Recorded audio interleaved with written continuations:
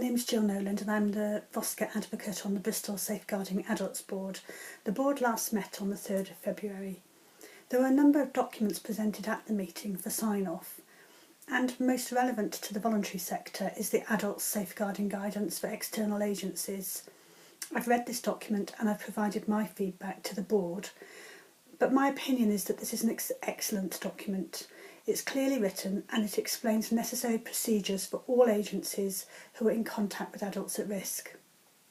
The end of February is the cut-off for the feedback from the board members, and after that I imagine from the start of March onwards this guidance should be available on the Bristol Safeguarding Adults Board website. In addition, and sitting alongside this guidance, is the escalation procedure, which was signed off in the meeting. And the escalation procedure provides a clear mechanism for the resolution of professional disputes, and it provides local procedures to be followed, and this should be available on the Bristol Safeguarding Adults website. At the meeting we had a visitor from the Care Quality Commission. He presented information to the board about how services are assessed and how services are rated. And he told us about 5 key questions which have equal weighting and contribute equally to the overall location rating of services. The 5 key questions are: is the service safe? Is the service effective? Is the service caring? Is the service responsive? And is the service well led?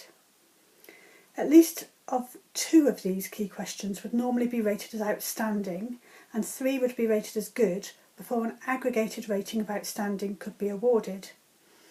The overall rating will normally be good if there are no key question ratings of inadequate and no more than 1 key question rating of requires improvement. If there are 2 or more of the key questions rated as requires improvement, then the overall rating will normally be requires improvement. If 2 or more of the key questions are rated as inadequate, then the overall aggregated rating will normally be inadequate. So this information is available on the CQC website, but just to mention that over the last month and nationally, 22 outstanding ratings were given, 1,028 good ratings were given, 429 requires improvement, and 104 were rated as inadequate. If a service is rated as inadequate overall, it will be placed into special measures. If a service is rated inadequate for 1 of the key 5 questions, it will usually have 6 months to improve. And if then at the second inspection the care is inadequate in any of the key questions, then special measures will be imposed.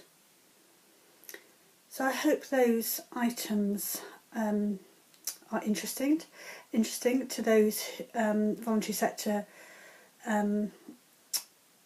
agencies, particularly those who need Care Quality Commission inspection, and also for any agencies working with adults at risk.